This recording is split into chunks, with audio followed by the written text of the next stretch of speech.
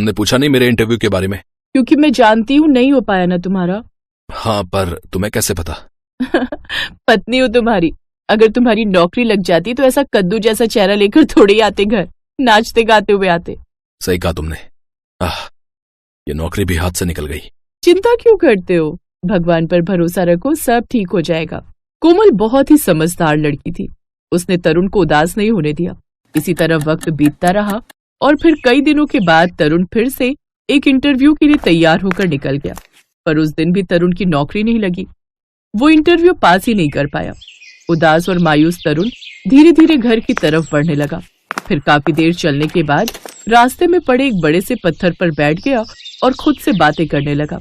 हे भगवान, अब मैं क्या करूं? इस नौकरी से मुझे कई उम्मीदें थी।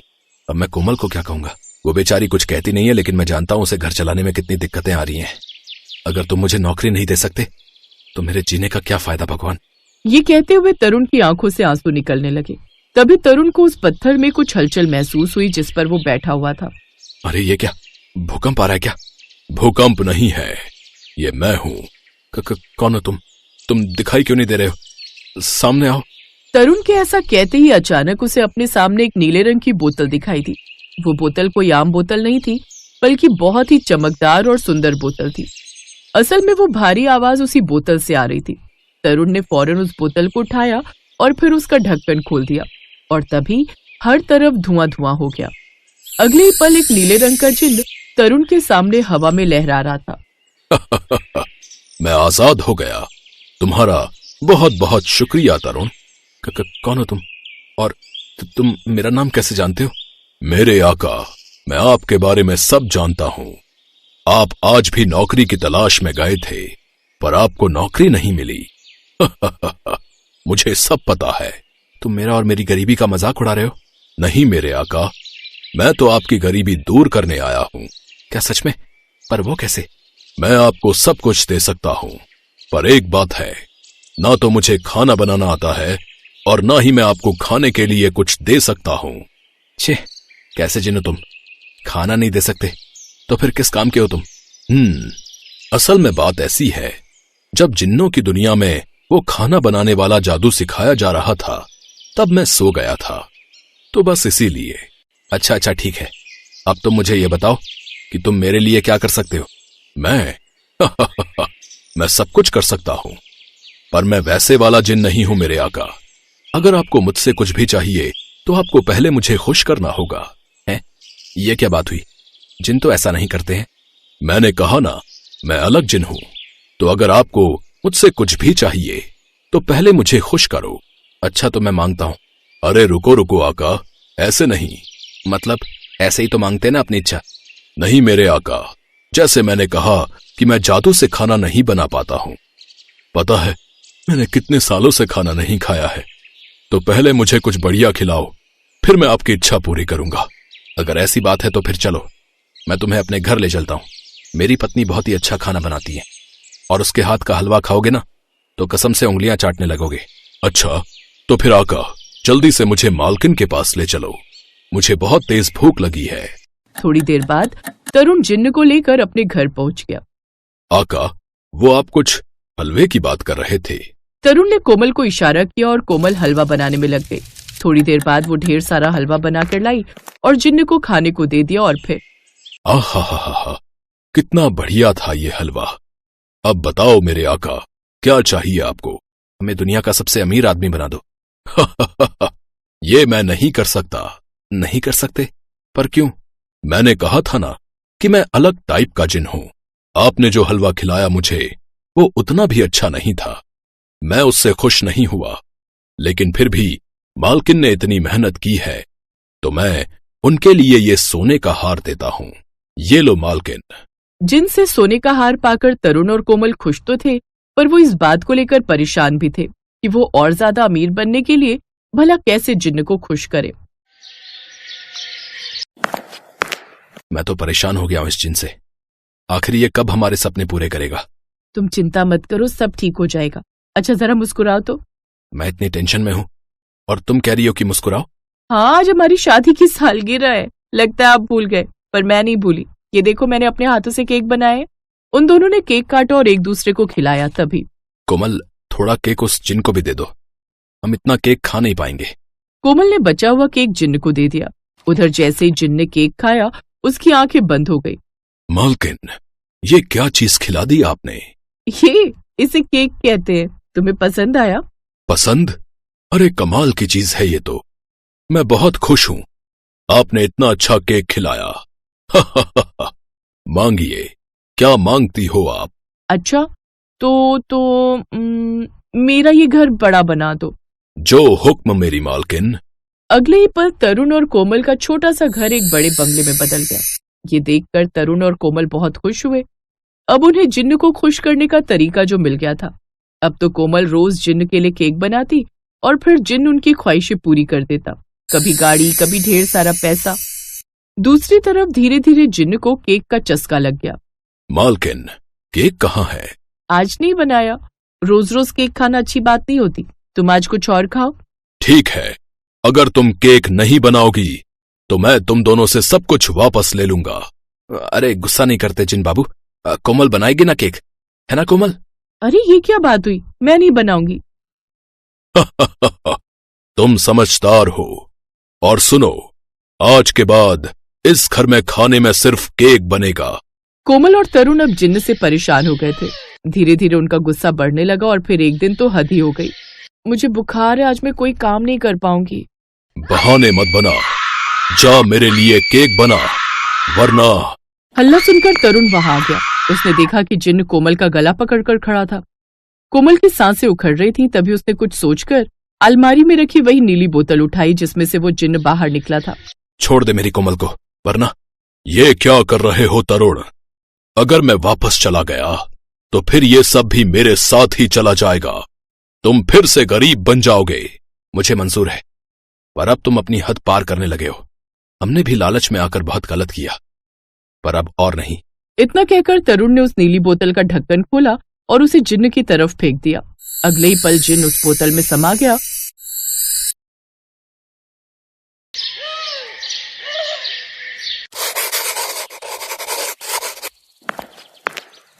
ओए, जल्दी कर बे। हाँ जी मालिक, बस हो ही गया। और अच्छे से धोइयो बे, कल की तरह अगर कोई दाग छूटा ना तो चमड़ी उधेड़ दूंगा तेरी, समझा कि नहीं? समझ गया जी। ये कहानी है अमन की, जिसका इस दुनिया में अपना कहने को कोई नहीं था। अमन जब छोटा था तभी उसके माँ बाप गुजर गए थे। रिश्तेदारों ने उसे अनाथालय में भेज दिया, जहाँ वो 5 साल रहा। फिर वो अनाथालय भी बंद हो गया और सभी बच्चों को अनाथालय से बाहर भगा दिया गया। कोई कचरा बिनने लगा तो कोई दुकान पर साफ सफाई का काम करने लगा। 2 दिनों तक जब अमन को भी कुछ खाने को नहीं मिला तो वो इसी ढाबे पर आया और खाना मांगा। ढाबे वाले ने उसकी मासूमियत का फायदा उठाया। वो दिन भर उससे काम करवाता और बदले में 2 वक्त का खाना और महीने में 1 आध बार उसके हाथ में कभी 100 तो कभी 200 रुपए रख देता। अरे यार, आज कितनी भीड़ है, बर्तन तो खत्म ही नहीं हो रहे। मैं तो थक गया बर्तन धोते धोते। ओए, अकेले अकेले किससे बात कर रहा बे? मुंह कम और हाथ ज्यादा चला। उस दिन वाकई ढाबे पर काफी भीड़ थी। ढेर सारी प्लेटें धो धोकर अमन बहुत थक गया था। तभी उसके बगल में झाड़ू लगा रहे ढाबे के एक और कर्मचारी को अमन ने देखा। उसका नाम अरुण था। एक वही था जिससे अमन थोड़ी बहुत बातें कर लिया करता था। अरुण भैया, सुनो ना। हाँ, क्या हुआ छोटे, थक गया क्या? अरे पूछो मत। अच्छा ये बताओ कि आज कोई छुट्टी वुट्टी है क्या? इतने सारे लोग आ गए हैं एक साथ, मैं तो थक गया कसम से। हाँ, आज 2 अक्टूबर है ना। तो आज क्या खास है? अरे पगले, आज गांधी जयंती है। कौन सी आंधी? अबे महात्मा गांधी, हमारे राष्ट्रपति, उनका बर्थडे है आज, समझा? पर वो है कहाँ? अबे उन्हें तो गोडसे ने। अरे वो सब छोड़, अब देख, अपना मालिक हमें जो नोट पैसे देता है ना, उस पर जो बाबा बने हुए हैं ना, वो चश्मे वाले, वही हमारे गांधी जी हैं, समझा? तो उनके बर्थडे पर पूरे देश में छुट्टी होती है। अच्छा, मतलब बड़े आदमी के बर्थडे के दिन छुट्टी होती है क्या? पर मेरा बर्थडे कब आता है? वो मुझे क्या पता। उस दिन अमन को कई बातों का पता चला। पहली तो ये कि 2 अक्टूबर को गांधी जयंती यानी गांधी जी का बर्थडे होता है, और दूसरी ये कि हर नोट पर उन्हीं की फोटो छपी रहती है। उस रात में अमन बस यही सब सोचता रहा और फिर अचानक उसकी आंखें छलछल आ गईं। दरअसल उसे नहीं मालूम था कि उसका बर्थडे कब आता है। ये सोचकर वो रोने लगा। फिर कुछ देर सोचने के बाद वो उठा और आसमान की तरफ हाथ जोड़कर बोला, भगवान जी, मैंने सोच लिया है, गांधी जी 2 अक्टूबर को पैदा हुए थे। इसका मतलब 2 अक्टूबर बहुत ही खास दिन है, तो अब से मैं भी मेरा बर्थडे 2 अक्टूबर को ही मनाऊंगा। हाँ। इतना कहकर अमन हंसा और आराम से सो गया। शायद इसे ही मासूमियत कहते हैं। अगले दिन ढाबे पर एक छोटा सा लड़का एक थैला लेकर आया। वो अमन की ही उम्र का था। ओए, कौन है बे तू? क्या चाहिए तुझे? मुझे पापा ने भेजा है आपके पास। अब मैं क्या जानूं कौन है तेरा बाप? जी, राधे श्याम। अच्छा, तो तू राधे श्याम का बेटा है। बोल क्या काम है? पापा के पैर में चोट आई है, वो बिस्तर पर हैं, तो उनकी जगह टमाटर मैं देने आया हूँ, और जब तक वो ठीक नहीं हो जाते मैं ही रो जाऊंगा। ठीक है, जाकर वहां रख दे सारे टमाटर। ओए अमन, जरा इधर आ। जी। ये 50 इसे तब देना जब टमाटर पूरे हों, समझा? ये नन्नू से अमन की पहली मुलाकात थी। दोनों करीब करीब एक ही उम्र के थे। नन्नू रोज ढाबे पर टमाटर देने आता। वो दोनों एक दूसरे को देखकर मुस्कुराते और फिर टमाटर के पैसे लेकर नन्नू चला जाता। एक दिन नन्नू ढाबे पर बहुत सुबह ही आ गया। अब तक ढाबा खुला भी नहीं था, तो उस दिन अमन और नन्नू ने ढेर सारी बातें की। नन्नू और अमन एक दूसरे के बहुत अच्छे दोस्त बन गए। फिर एक दिन, तू कल मेरे घर आएगा? क्यों, क्या है कल? कल मेरा बर्थडे है, माँ हलवा पूरी बनाएगी, शाम को आ जाना तू। पर मुझे तो तेरा घर नहीं पता। कोई बात नहीं, मैं लेने आऊंगा तुझे। ठीक है भाई, मैं जरूर चलूंगा फिर तो। अगले दिन ढाबे पर काम खत्म होने के बाद अमन नन्नू के साथ उसके घर चल पड़ा। नन्नू की माँ ने नन्नू के लिए हलवे का केक बनाया था, क्योंकि उनके पास असली केक लाने के पैसे नहीं थे। उस दिन अमन ने भरपेट हलवा पूरी खाई। साथ ही वो अपने बर्थडे को लेकर भी सपने बुनने लगा। और फिर उस दिन कितना मजा आया था ना। वैसे तेरा बर्थडे कब आता है पता नहीं, पर गांधी जी 2 अक्टूबर को पैदा हुए थे, तो मैं भी उसी दिन अपना बर्थडे मनाऊंगा। तू आएगा ना? हाँ आऊंगा, पर बता क्या खिलाएगा? पता नहीं, पर कुछ तो खिलाऊंगा अच्छा सा। देखते ही देखते पूरा साल बीत गया और फिर अक्टूबर का महीना भी आ गया। 1 अक्टूबर को जब नन्नू टमाटर देने ढाबे पर आया। ओए, कल तो तेरा बर्थडे है ना? हाँ भाई, कल मेरा हैप्पी बर्थडे है, शाम को आ जाना। अच्छा सुन, तू आज लेट हो गया। हाँ यार, वो ना पापा की पट्टी कराने गया था, इसलिए देर हो गई। फिर जैसे ही नन्नू टमाटर लेकर ढाबे के अंदर पहुंचा, तो उसे देखते ही ढाबे का मालिक बौखला गया। ओए, चल निकल, चल। सुबह सब्जी में डालने के लिए एक भी टमाटर नहीं था, तो मैंने दूसरे सब्जी वाले से ले लिए, और कल से उसी से लूंगा, समझा? नन्नू चुपचाप वहां से चला गया, लेकिन ढाबे के मालिक के व्यवहार पर अमन को बहुत गुस्सा आ रहा था, लेकिन वो कुछ कर भी तो नहीं सकता था। फिर अगले दिन अमन को पता था कि नन्नू नहीं आएगा, और हुआ भी वैसा ही। पूरे दिन अमन ने खूब काम किया। फिर शाम को ढाबे वाला अमन को 1 प्लेट खाना देकर चला गया। अमन आसमान की तरफ देखकर रोने लगा। तभी उसके पास एक साधु बाबा आए। बेटा, कुछ खाने को है तुम्हारे पास? अब हाँ, मेरे पास खाना है, लीजिए। अमन के लिए ढाबे का मालिक बस 2 रोटी और थोड़ी सी सब्जी ही छोड़कर गया था। उसे भी अमन ने साधु बाबा को दे दिया था। अमन की दरियादिली देखकर साधु बहुत खुश हुए। उन्होंने बस 1 ही रोटी खाई और 1 रोटी अमन को खिला दी। फिर साधु बाबा ने अपने थैले के अंदर से गत्ते का चौकोर डिब्बा निकाला और उसे अमन को देकर वहां से चले गए। उनके जाने के बाद अमन ने जैसे ही डिब्बा निकाला तो उसकी खुशी का ठिकाना नहीं रहा। उस डिब्बे के अंदर एक असली केक था, पर अगले ही पल अमन फिर से उदास हो गया, क्योंकि उसका बर्थडे केक काटने के लिए उसके साथ कोई नहीं था। लेकिन फिर भी उसने केक काटा, और उसके ऐसा करते ही केक से नीला धुआं उठा, जिसके छटते ही अमन को खुद के सामने एक जिन्न दिखाई दिया। हुबा, अब से आप मेरे आका हो छोटे उस्ताद। बताओ क्या चाहिए? आप कौन हो और यहाँ कैसे आए? मैं जिन हूँ, और मैं इसी जादुई केक में बंद था।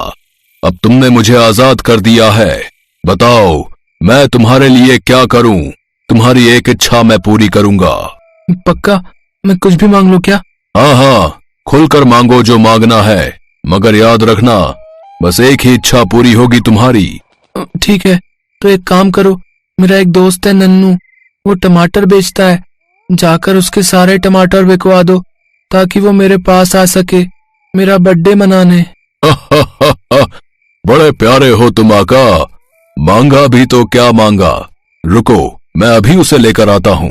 जिन्न उसी पल वहां से गायब हो गया और एक आदमी का रूप लेकर नन्नू से उसके सारे टमाटर खरीद कर बोला, बेटा, तुम्हारा दोस्त तुम्हारा इंतजार कर रहा है, जाओ उसके पास जल्दी जाओ। नन्नू को समझ नहीं आ रहा था कि वो कौन है, पर वो इस बात से खुश था कि उसके सारे टमाटर बिक गए थे और अब वो अमन के पास जा सकता था। उधर जिन्न पलक झपकते ही अमन के पास पहुंच गया। आज तुम्हारा बर्थडे है। हाँ, तभी तो मैंने आपको नन्नू को बुलाने के लिए भेजा था। आपने मेरी इच्छा पूरी कर दी, शुक्रिया। बड़े भोले हो तुम। अच्छा, आज तुम्हारा जन्मदिन है तो एक और इच्छा पूरी कर सकता हूँ मैं तुम्हारी। बताओ और क्या चाहिए मुझसे? अरे वाह, एक और चीज। हाँ, पर इस बार कुछ बड़ा मांगना, ठीक है? ठीक है, तो मैं मांगता हूँ कि मेरे दोस्त नन्नू के पापा का पैर पूरी तरह से ठीक हो जाए ताकि वो आसानी से सब्जी बेच सके। अभी वो सिर पर डलिया लेकर पैदल पैदल सब्जी बेचते हैं, इसलिए बहुत थक जाते हैं। अमन का भोलापन और अच्छाई देखकर जिन्न मुस्कुरा दिया। उसकी आंखें भर आई।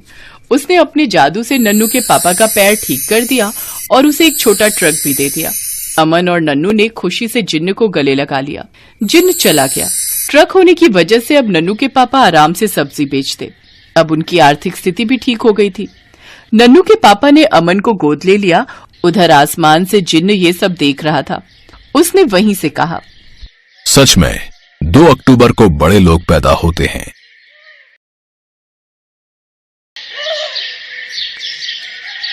पिज्जा किसे पसंद नहीं है, चाहे वो अमीर हो या गरीब, लेकिन गरीबों को पिज्जा मिलता कहाँ है। ऐसे ही विष्णु को पिज्जा खाने का बड़ा शौक था। उसने 18 साल की उम्र में पहली बार पिज्जा देखा था। विष्णु गांव का गरीब लड़का था और 18 साल की उम्र में पहली बार पढ़ाई करने के लिए गांव से शहर आया था। पहले तो शहर की स्पीड और रास्तों से उसे बड़ा डर लगने लगा। ये शहर के लोग इतनी जल्दी में क्यों रहते हैं? गाड़ियाँ कितनी तेजी से निकलती हैं यहाँ। हमेशा चौकन्ना रहना पड़ता है। यहाँ तो मेरे लिए जीना बड़ा मुश्किल हो जाएगा। वो गांव से ही अपनी ड्रेस लाया था, कुर्ता और पजामा। कुर्ता पजामा पहनकर ही वो पहले दिन कॉलेज चला गया और देखा कॉलेज के बाकी लड़के और लड़कियां जीन्स और छोटे छोटे मॉडर्न कपड़े पहन कर आए हैं। यहाँ तो सब कुछ बड़ा मॉडर्न है। यहाँ मुझे देखकर सब लोग हंस कैसे रहे हैं? सच में विष्णु को देखकर सभी हंस रहे थे। अरे देख देख, उस लड़के को देख, कैसे कुर्ता पजामा पहनकर कॉलेज आया है। गांव से आया है पक्का, गंवार है गंवार। विष्णु चुपचाप क्लासरूम में घुस गया और एक लड़के के पास जाकर बैठ गया। हेलो, मेरा नाम अभिनव है। मेरा नाम विष्णु है, मैं गांव से आया हूँ। हाँ, तुम्हें देखकर पता चल रहा है। क्लास शुरू हो गई। पढ़ाई खत्म होने के बाद सबको भूख लग गई। एक लड़की अभिनव के पास आई और बोली, चल अभिनव, खाना खाते हैं। हाँ चल। विष्णु, तू भी चल हमारे साथ। हाँ चलो चलो, मुझे भी भूख लगी है, दाल चावल खाते हैं। ये सुनकर पायल जोर से हंस पड़ी। कॉलेज में दाल चावल कौन खाता है गवार? पायल, ऐसे मत बोलो, बेचारा ऐसे ही घबराया हुआ है। तो फिर कैसे बोलूं? कुर्ते पजामे में गवार लग रहा है ये हमारे साथ जाएगा तो मैं नहीं जाने वाली हूँ खाने। पायल, ऐसे किसी का मजाक उड़ाना अच्छी बात नहीं है। तू ज्यादा ज्ञान मत दे। तुझे शौक है तो तू इसके साथ खाने के लिए जा, मैं किसी और के साथ चली जाऊंगी। चाहने वालों की कमी नहीं है। तेवर दिखाकर पायल चली गई। अभिनव ने विष्णु से कहा, विष्णु, तुम बुरा मत मानना, शहर के लोग ऐसे ही होते हैं। नहीं नहीं, हम गांव से हैं, सुनना तो पड़ेगा ही। चलो खाना खाते हैं। चल, आज मैं तुझे एक अच्छी चीज खिलाऊंगा। अभिनव विष्णु को पिज्जा शॉप में ले गया। विष्णु ने कहा, अब जो भी खिलाना है खिलाओ, लेकिन अंडा, मछली और मांस मत खिला देना भैया, हम शुद्ध शाकाहारी हैं। चिंता मत कर भाई, यहाँ वेज भी मिलता है। भैया, 2 पनीर पिज्जा देना। दुकानदार ने 2 पनीर पिज्जा दिया। विष्णु ने ऐसी चीज कभी देखी ही नहीं थी। अरे बाप रे, इतनी बड़ी गोल रोटी। हाँ मेरे भाई, इसे पिज्जा कहते हैं। पिज्जा? लेकिन हुआ तो वही ना, आटे की रोटी के ऊपर पनीर की सब्जी। हाँ, बात तो सच है। जो भी है, खाकर देख कैसा लगता है। विष्णु ने पहला बाइट लिया और ऐसा लगा कि वो स्वर्ग में पहुंच गया। अरे वाह भैया, ये पिज्जा तो बड़ा ही स्वादिष्ट है, मैंने पहले ये कभी नहीं खाया। खाएगा कैसे, गांव में ये सब मिलता क्या है। बात तो सही है मेरे भाई, शहर में ही मिलता है ये सब, इसीलिए तो लोग शहर को इतना पसंद करते हैं। गांव भी बुरा नहीं है, वैसे मेरा असली घर गांव में ही है, लेकिन मैं बचपन से शहर में ही रहता हूं। पायल मेरी बेस्ट फ्रेंड है और इस कॉलेज की सबसे सुंदर लड़की भी है, इसीलिए उसे इतना घमंड है। जो भी हो, मैं तो आपसे हर रोज पिज्जा ही खाने वाला हूँ। विष्णु को पिज्जा बहुत अच्छा लगा। वो और अभिनव बहुत अच्छे दोस्त बन गए। उसके बाद हर रोज कॉलेज के बाद वो दोनों पिज्जा खाने लगे। हर रोज तरह तरह के पिज्जा खाते खाते विष्णु पिज्जा का एक्सपर्ट बन गया। एक दिन कॉलेज के बाद अभिनव ने कहा, विष्णु चल पिज्जा खा के आते हैं। हाँ तो चल मेरे हॉस्टल में, मैं बना कर खिलाता हूँ। तूने बनाना भी सीख लिया? हाँ मेरे भाई, सब कुछ सीख लिया। समय के साथ साथ विष्णु शहरी तौर तरीके भी सीख रहा था। शहर के लोगों के जैसे बात भी करने लगा था। वो अभिनव को लेकर अपने हॉस्टल रूम में गया और आटा गूंथकर उसने पहले पिज्जा का बेस बनाया। उसके बाद उसके ऊपर टमाटर का पेस्ट लगाया। उसके ऊपर मशरूम, पनीर, कांदा और शिमला मिर्च डालकर कढ़ाई में ही बेक करने के लिए छोड़ दिया। 1 घंटे बाद पिज्जा बनकर तैयार हो गया। अभिनव ने विष्णु का बनाया हुआ पिज्जा खाया और वो हैरान रह गया। वाह मेरे भाई, तूने तो कमाल कर दिया। दुकान से भी अच्छा पिज्जा बनाया तूने। बचपन से ही माँ से खाना बनाना सीखा हूँ। कुछ तो काम आ रहा है अभी। भाई मेरे पास एक आइडिया है। ये सब पढ़ाई वढ़ाई मेरी बस की बात नहीं है। मुझे बिजनेस करना है। कल कॉलेज में कल्चरल फेस्टिवल है, वहां हम दोनों पिज्जे का स्टॉल लगाते हैं। मस्त कमाई होगी। हाँ हाँ चल चल, मुझे कोई एतराज नहीं है। अगले दिन दोनों ने कॉलेज में पिज्जा का स्टॉल लगा दिया और धड़ाधड़ पिज्जा बिकने लगा। तभी वहाँ पायल आई। अरे वाह अभिनव, तू भी इस देहाती के साथ रह के देहाती बन गया। गरीबों की तरह स्टॉल लगाए है। कोई भी काम छोटा नहीं होता पायल। पिज्जा बनाना कोई बड़ा काम भी नहीं है। पिज्जा बेचकर कितना ही कमा लोगे तुम दोनों। छोटे लोग, छोटी सोच। अब विष्णु ने जवाब दिया, अरे ओ मैडम, क्या छोटा छोटा लगा रखा है? अरे देखना, मैं दुनिया का सबसे बड़ा पिज्जा बनाऊंगा। दुनिया का सबसे बड़ा पिज्जा। अगर तुमने ये करके दिखाया तो मैं पूरे कॉलेज के सामने तुम्हारा पैर पकड़कर माफी मांग लूंगी। ठीक है, गांव का लड़का हूँ मैडम। हाँ, सरल हूँ लेकिन जिद्दी भी हूँ। अब देखो आगे आगे होता क्या है। हाँ। विष्णु और अभिनव रात को हॉस्टल आए। यार विष्णु, तूने चैलेंज तो कर दिया, लेकिन यहाँ दुनिया का सबसे बड़ा पिज्जा बनाएगा कैसे? यहाँ नहीं, अरे यहाँ लोगों का मन छोटा है यार। बड़ा काम करने के लिए हमें ऐसी जगह जाना होगा जहाँ लोगों का मन भी बड़ा हो। मेरा गांव। ये हुई ना बात। अगले दिन विष्णु अभिनव को लेकर अपने गांव चला गया और लोगों से सबसे बड़ा पिज्जा बनाने के बारे में कहा। गांव के लोग उसकी मदद करने के लिए एक ही बार में राजी हो गए और विष्णु ने काम शुरू कर दिया। गांव के लोग अपने अपने घर से आटे की बोरी लाने लगे, जिससे पिज्जा का बेस बना। लोगों ने अपनी अपनी गाय का दूध विष्णु को दिया, जिससे चीज बन गया। और सब्जियां तो गांव के खेतों में भरपूर थी। अभिनव ने अपने कॉन्ट्रैक्ट से मीडिया वालों को बुला लिया था। मीडिया वाले गांव आकर दुनिया का सबसे बड़ा पिज्जा बनाने का काम देख रहे थे और टीवी पर लाइव टेलीकास्ट कर रहे थे। तो आप लोग देख रहे हैं एक गांव का सीधा साधा लड़का कैसे दुनिया का सबसे बड़ा पिज्जा बना रहा है। देखते रहिए हमारे साथ, ये पिज्जा बनकर तैयार होता है या नहीं। लगातार 7 दिन मेहनत करने के बाद दुनिया का सबसे बड़ा पिज्जा बनकर तैयार हो गया। गांव वाले खुशी से झूमने लगे और ये चीज टीवी पर टेलीकास्ट की गई। बड़े बड़े लोगों ने ये देखा और अभिनव के पास फोन आ गया। हेलो, तुम लोग अभी फेमस हो गए हो। तुम लोग हर गांव और शहर में हर मोड़ पर पिज्जा की दुकान खोल सकते हो। मैं इन्वेस्ट करने के लिए तैयार हूँ। अभिनव और विष्णु की खुशी आज 7वें आसमान पर थी। उन लोगों ने कुछ ही दिनों के अंदर हर गांव और शहर के हर कोने में पिज्जा की दुकान खोल दी। पैसे हो तो क्या कुछ नहीं हो सकता। 1 महीने के अंदर विष्णु और अभिनव करोड़पति बन गए। पायल ने सबके सामने पैर पकड़कर माफी मांगी। अभिनव और विष्णु बिजनेस पार्टनर बन गए और खुशी खुशी पिज्जा बेचकर जिंदगी बिताने लगे।